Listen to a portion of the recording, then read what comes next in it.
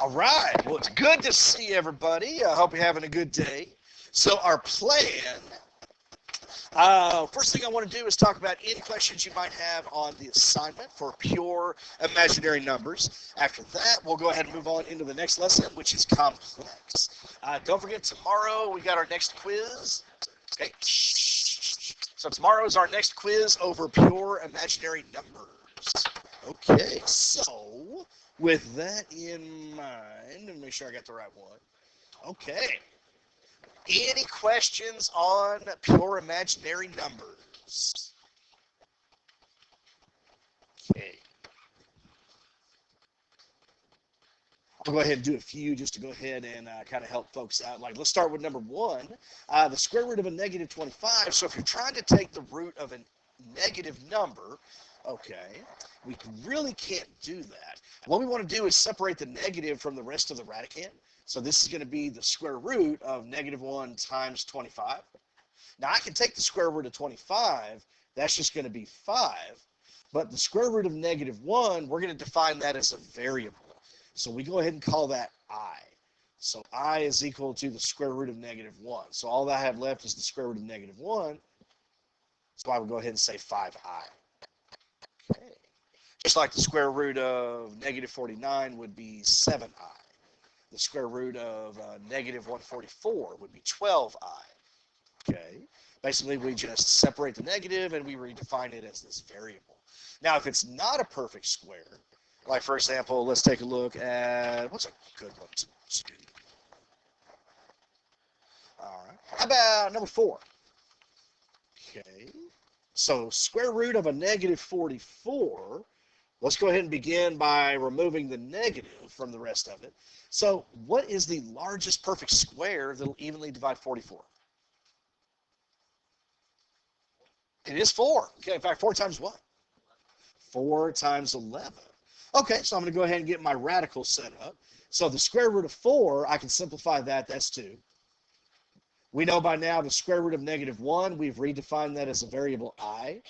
So I'm going to go ahead and pull out an I. But the 11 is not a perfect square. I can't simplify it any further, so it would have to stay inside as the new radicand.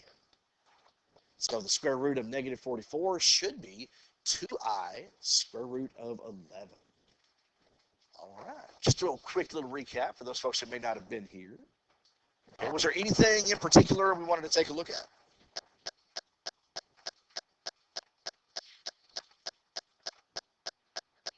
$14. Let's take a look at 14. Okay. So let's see here. So it says we have the quantity 2i to the 5th power, and then we have I square root of 6. We want to square that. Okay, so order of operations is going to tell me that we want to go ahead and take care of each of those powers first. So we're going to go ahead, think of it like we're distributing it. We're going to apply the 5 to both the 2 and the I. But it's not 2 times 5, it's 2 to the 5th power. So who can help me out? What is 2 to the 5th power? Okay, it is 32. So 32, I to the 5th times, then we're going to do the same thing here. So I'm going to have I squared, okay, and then the square root of 6 squared, those are going to cancel, so that's just 6. So is everybody okay how I got this so far? Okay, well, let's multiply my numbers. 32 times 6, that's going to give me a 192.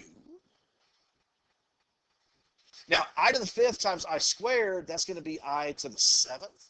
And this is the perfect opportunity to talk about powers of I, because we did do this yesterday. Does anybody remember how many terms were in the pattern?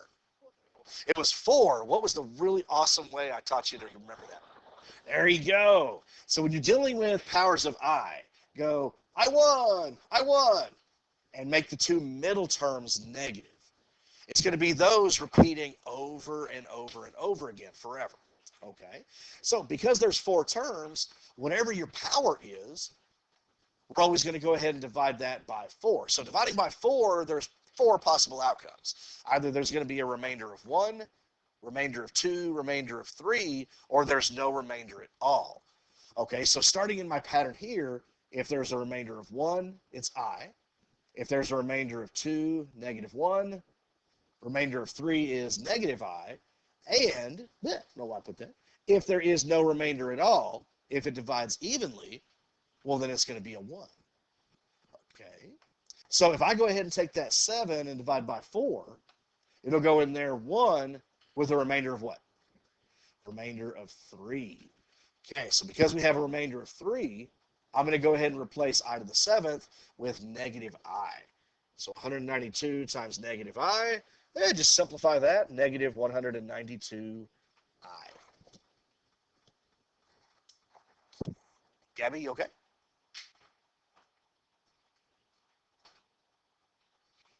Did I lose you someplace? Nope. Okay. Kane, you all right? What else?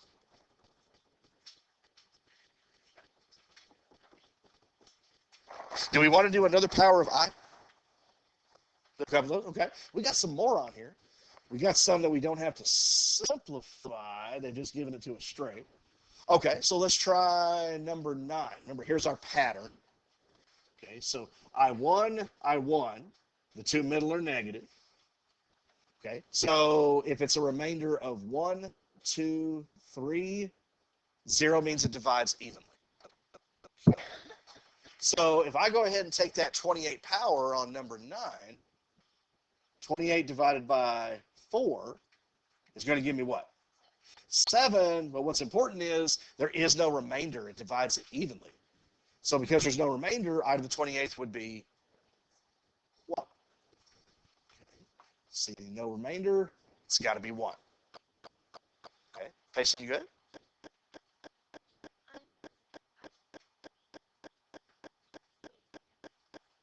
Sure.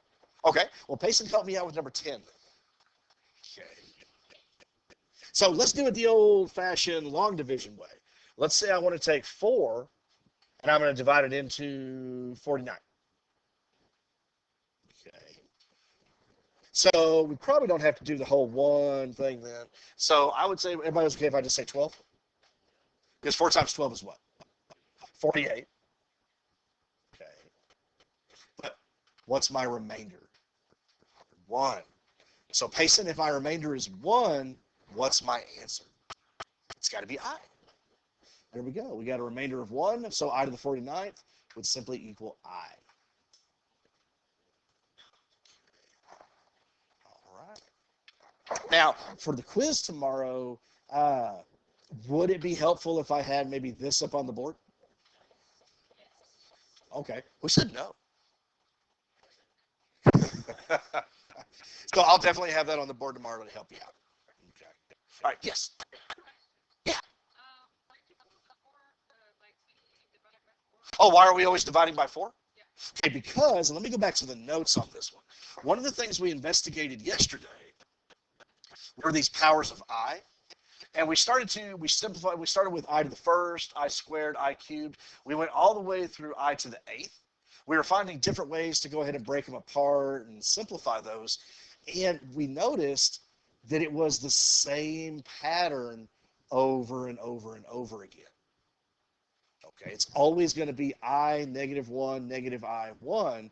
So the reason we're dividing by 4 is because we have 4 terms that are constantly repeating. Okay. So it's the remainder that's going to dictate which of those is the answer. Does that kind of help?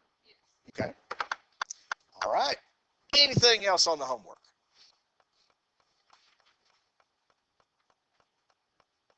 No? Okay. Was anybody ready to turn that in, or are we waiting on it? Maybe using that as a study guide. Okay, remember the key is posted. All right. Well, we were talking about pure imaginary numbers. Let's expand our world a little bit. Now we're going to look at complex. That's going to be a combination of real with an imaginary unit. Okay, so did anybody not pick up the notes on the way in? Anybody need a copy?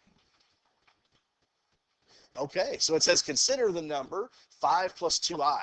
Because 5 is a real number and 2i is a pure imaginary number, they are not like terms, cannot be combined. So this type of expression is what we refer to as a complex number. Okay. When you add or subtract a real number with an imaginary number, the result, we call those complex. Okay, so the standard form here is a plus bi. So a represents the real portion. The imaginary part is, of course, going to be containing that I. Remember, I is the square root of what again? -1. There we go. Okay. So adding and subtracting, really, it's just adding and subtracting like terms. Okay. You add or subtract the coefficients of what you have. So, for example, let's take a look at number 1. It says -11 plus 3i, that's the first complex number, and I want to add 9 plus 2i. Well, in order to drop the parentheses, you'll notice there's nothing in front to distribute, right? So I can just drop those. I can have -11 plus 3i, then I'll have a plus 9 plus 2i. Now all I want to do is go ahead and combine my like terms. I'm going to combine my constants, and I'm going to combine my imaginary portions. What's a -11 plus 9? That's a -2. And what about a 3i plus 2i? How many i's will I have? 5i. So there we go. That's adding and subtracting complex numbers. How easy is that? That's it.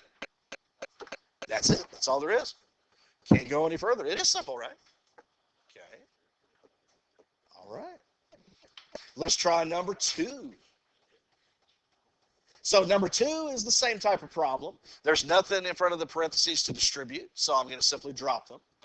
So 4 plus I plus 7 minus 5i. Okay. So I can combine the 4 with what? 7. That'll give me 11. And then the I minus 5i. What kind of 4i though? Negative 4i. And because we don't have like terms anymore, I mean, that's as far as I can go. Okay, when you combine a real number with an imaginary number by adding or subtracting, that's what we call complex. That's it. All right. Now, number 3 starts to get a little different. I can't just drop the parentheses, especially on the second one. Why? There you go. We're subtracting, so I have to distribute that across the group. So this first one stays the same. It's going to be 7 minus 2i. But if I distribute that little negative, that's a minus 2 minus 6i. -1 times 2 and -1 times positive 6i. And now we're just right back to where we started. We combined my like terms. Okay. Can anybody tell me what it should be? 5. How many i's do we have? 8, but it is negative. -2i minus 6i. Combined to give me -8i. Okay. That's not too terrible, right? Pretty easy. Okay. Did we want to take a look at number 4, or we feel confident? Okay. Kane, you want to do it? No? Yeah, let's do it. Okay. Now here, we're starting with this 6i. So there's nothing to do there. We'll just wait until we drop the parentheses. So I do have to go ahead and distribute again across this middle complex number. Let me get that out of the way. So that's going to be a minus 14 plus I. There's nothing in front of that third complex number, so this is plus 5 minus 3i. Okay, and then we just have to match up what's going to combine. Let's start with the real. I'm going to combine the -14 with the what? 5. So -14 plus 5. -9. So let's see. 6i plus I, 7i minus 3i. Plus 4i. There you go. And that's it. Not too terrible, right? We like it. Well, I mean, it's math. Of course we like it, but you. Okay, let's move on. Adding and subtracting is pretty easy. So what if I want to multiply? Okay, so there's one rule we want to recall. I squared equals -1. Okay, that was one of our definitions that we got yesterday. So every I squared can be replaced with -1. So let's simplify, and our final answers must be in the A plus BI complex form. Okay, so let's see here. I need a 2i times 8. 16i. Now I need a 2i times a negative 3i. So negative 6i squared. There we go. We have I times I. Okay. Now, we don't have like terms because we have an I and an I squared, but remember, because of our definition here, I'm going to replace I squared with negative 1.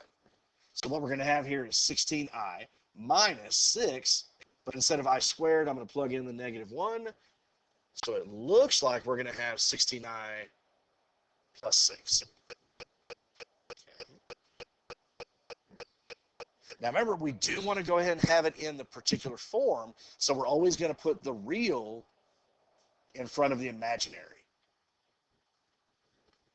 6 plus 16i.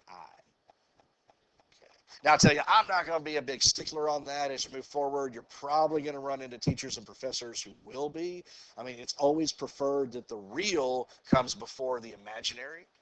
Okay. But if, like on a quiz or something, you did put 69 plus 6, you've already demonstrated to me that you know what you're doing. I'm going to be okay. All right. Well, let's try another one. Let's see here. Negative I times negative 2 plus 10i. Okay, so somebody walk me through this. What am I going to do? We're going to distribute. So first I'm going to multiply negative I times negative 2. What's the result? Okay, so 2i. Now I need a negative I times 10i. Negative 10i squared. Okay, and what part of this is going to change? I squared is negative 1, so 2i. That's going to be minus 10 times negative 1. All I did was replace I squared. So it looks like I'm going to get 2i plus 10. So we'll go ahead and write it as 10 plus 2i. Okay, okay, you good? Okay. All right. This is easy, right? Any questions? Okay.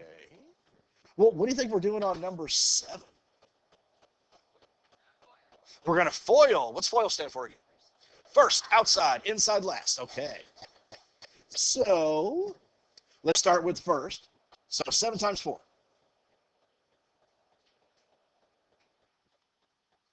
28. Now I want to go outside. So that's going to be 7 times a negative I. A negative 7i. Now let's go inside. So I times 4 plus 4i. And the last. So what's an I times a negative I? Negative I squared. And some people are going to be able to do this pretty quickly. If you start to get to the point where you don't feel you need to write this out, like we know we're subtracting a negative 1, you can already go ahead and substitute if you want. Okay, if you're already comfortable with that. But let's go ahead and combine my like terms here. So right now I got the 28. What's a negative 7i plus 4i? That's a negative 3i. And then here we're subtracting a negative 1. See, all I did was replace I squared with negative 1. What happens when you subtract a negative? Yeah, it changes to addition. So 28 plus 1, I should be looking at 29 minus 3i. Take off that dot right there. And there you go. There's your complex product. How are we doing? Well, okay. Man, we're dealing with a lot of imaginary numbers this week. We're certainly getting an eyeful.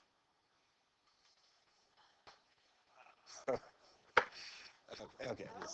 An eyeful. There we go. Okay. Try number 8 on your own. FOIL those two complex numbers together for me. Let's see if we can all come to the same conclusion.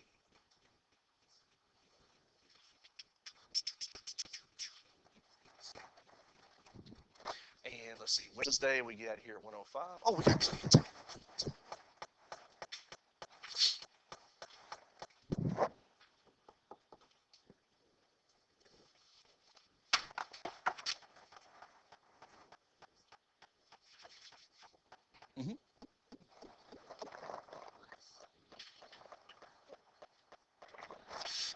That So it would just be plus 12. Because see, oh, actually, no, those two negatives would give you a positive, but then the I squared would make it negative. So it's minus 12. My fault.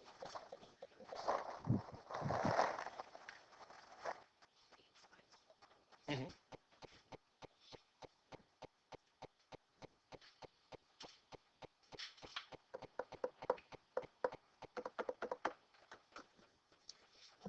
Next Friday, is everybody excited? That's the last day before our first big vacation. Mm-hmm. Well, the two negatives make it positive, but remember, I squared is itself negative 1. So it goes back. Okay? So, in fact, 2 weeks from tomorrow, it's Thanksgiving. It's coming up quick. Okay. All right, is everybody about ready? Okay, let's run through. So, first, I need a 2 times negative 5. Okay, negative 10. Now, outside, 2 times negative 3i, negative 6i. Inside, negative 4i times negative 5. So that's a plus 20i. And we'll multiply the last. Okay, so the two negatives are going to give me a positive. 4i times 3i would be 12i squared. Okay. So let's see here. I have a negative 10. A negative 6i plus 20i would give me plus 12i. I was just saying if you were paying attention. La, la, la, la, la. Okay. Already thinking about that Thanksgiving dinner. I'm not even here. Okay. 14i. And then what we have here, remember, this is really 12 times negative 1, so this is minus 12. So it looks like we should be getting a negative 22 plus 14i. How many folks got that? Okay. Payne, do you know why? Do you need me to go back? Okay. All right, so if you didn't get that, does anybody have a question? Anything I can do to help?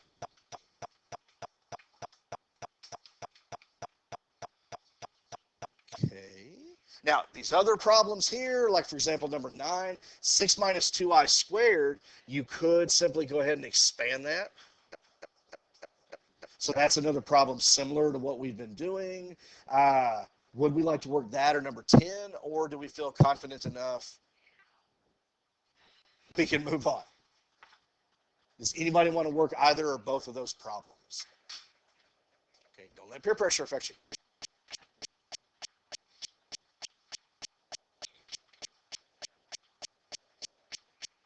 Okay. All right, then we are moving on. Complex conjugates. Okay, two complex numbers in the form of a plus bi and a minus bi are called complex conjugates. And we've heard that word a lot before. Remember when we factor a difference of squares, we get groups that are conjugates. Okay, typically they're a plus b times a minus b, but now we're just using the complex form. The first terms are identical, so let me go ahead and highlight these. So the first term, in this case, they're both a, but the second terms are opposites. You'll notice we have a positive bi and a negative bi. Okay. All right, the product of two conjugates is always a real number. So let's see how that works out. 8 plus I times 8 minus I. So we got some conjugates here. So I'm still going to use FOIL. Okay, so let's see. 8 times 8. 64. Now I'm going to go outside. I need 8 times negative I. Negative 8i. Inside. Positive 8i. And then last. Negative I squared. Well, remember, when you're multiplying conjugates, what you're going to find is that the outside and the inside products will always be opposites. In fact, we can see here, negative 8i plus 8i, those cancel out.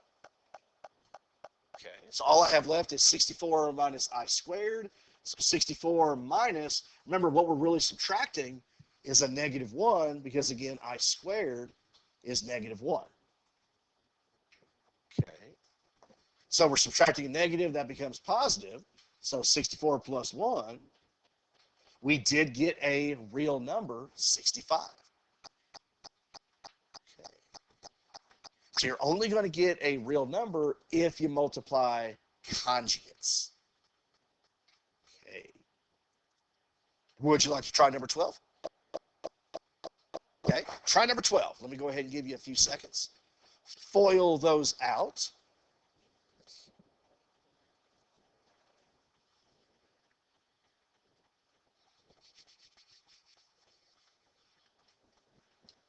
At this point, I can tell people are out there saying I squared equals -1. More like negative fun. Go.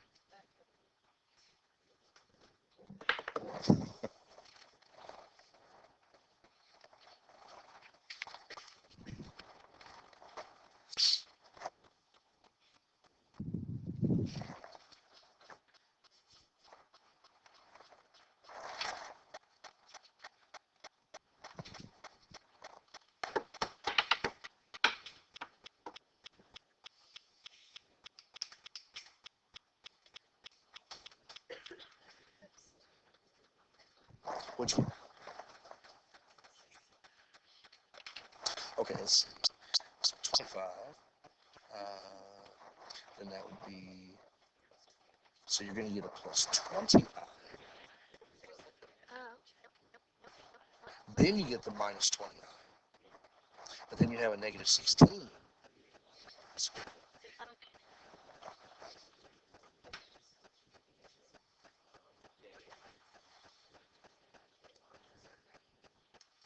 All right. Well, is everybody about ready? Okay. Here's what you should be getting on number 12. It is 41. How many people got 41? Okay, good. Okay, so again, not everybody's hands are going up. Should I go ahead and run through the problem? Okay, let's run through it. Okay. So, what is the first product? There we go. 5 times 5 is 25. Outside, there you go. 5 times 4i, that's a 20i. Inside, negative 20i. Remember, when you're multiplying conjugates, outside of the inside will always cancel out. Okay, and then we'll multiply the last. So that's a negative what? 16i squared. So 20i minus 20i, those are out. Okay. So what I have here is 25 minus 16. But again, I'm going to replace I squared with -1. So this is really 25 plus 16. And that's where I got the 41. Okay. How are we doing? Any questions?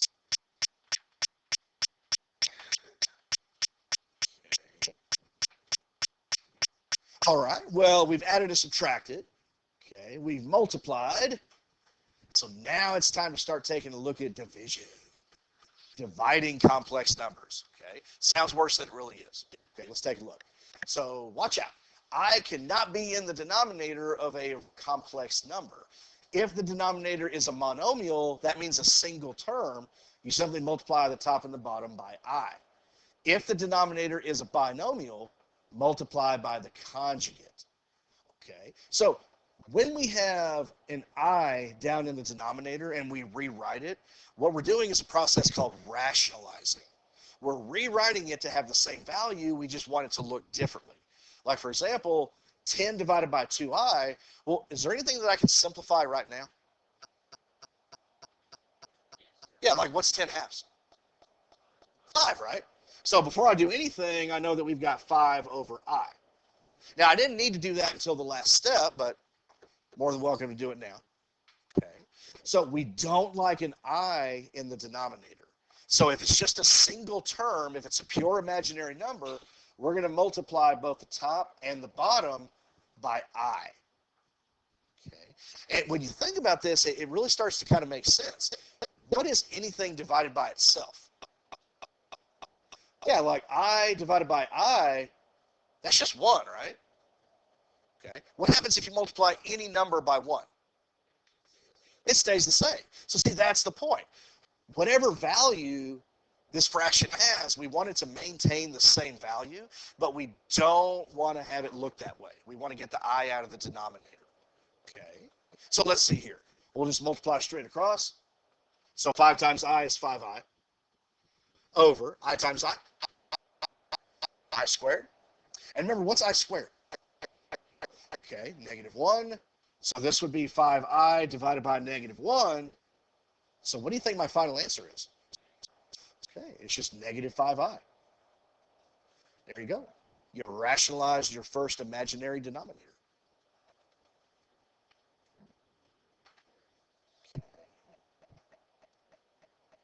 Questions? Okay, let's take a look at number 14. Let's do the same thing. So I have 4 over -9I. Okay, so I'm dividing a real number by a pure imaginary number. Okay, the only thing I want to get rid of is the I in the denominator. It is perfectly okay to have an I in the numerator. We just don't want them down below.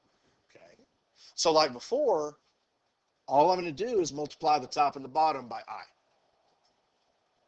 Now, there might be somebody out there who's thinking this. Every time I introduce a topic like this, somebody always has this question, so let me see if anybody is thinking about it. Could I do this? Could I include that coefficient? Yeah, because think about it. What's -9I divided by -9I? It's still 1, right? It's still going to work out and get rid of I just like you wanted. I might recommend not doing this, though, because it's just going to give you larger numbers, and you're going to have to simplify. Okay, so I would just focus on the one item that you're trying to get rid of. Okay, so I'm not worried about the coefficients. Was anybody out there thinking about that? No, nobody this time, really? Oh, okay. All right, so what's up top in the numerator? So 4 times I is 4I. Okay. Then down below, -9I times I. That's a -9I squared. There we go. You just got ahead of me. Remember, this is 4I over -9 times -1. Okay, the I squared is -1, so I should be getting 4I over 9. There we go. How are we doing? It's not bad, right?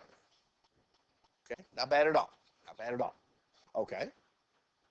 Now, even though on number 15, the numerator is bigger, you want to try this one on your own, or you want to do it together? Okay. King, what do you think? Unfortunately, we're within the last 10 minutes. But what do you think about the problem? Should we work it together or separate? Together? Let's do it together. So I've got 28 minus 8I divided by 4I. Now, does anybody happen to notice it? There you go. Just like that first one we did there, I can simplify this before we even go ahead and get started. Okay. If you're going to add or subtract two fractions, okay, like let's say you have, A over C plus B over C. If you're going to add or subtract two fractions, you have to have what? A common denominator. Well, you keep that denominator, and then you add the numerators on top of that, right? Because that's what we have right here. Well, this rule, like a lot of what we do in mathematics, it's reversible. So I could go ahead and break it apart into two fractions, simplify them individually, and then go from there. Okay? Or I could go ahead, just immediately multiply through by I over I, and then make simplifying my last step. Okay. Does anybody have a preference?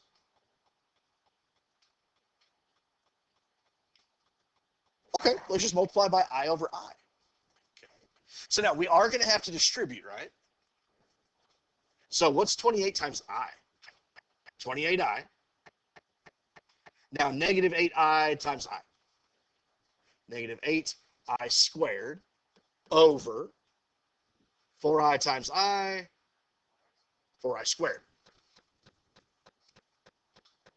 Is everybody okay with what I did? Okay. Now, let's go ahead and simplify what we can. Remember, I squared is really -1. So it looks like I'm going to have 28I plus 8 divided by -4. Everybody okay with what I did? Okay. Have I successfully gotten I out of the denominator? Yes. But we always want to look to see if we can simplify.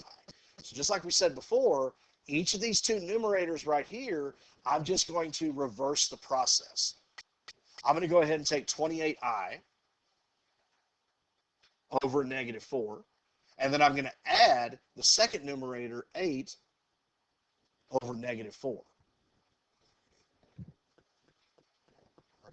Well, can anybody tell me what's a 28i divided by -4?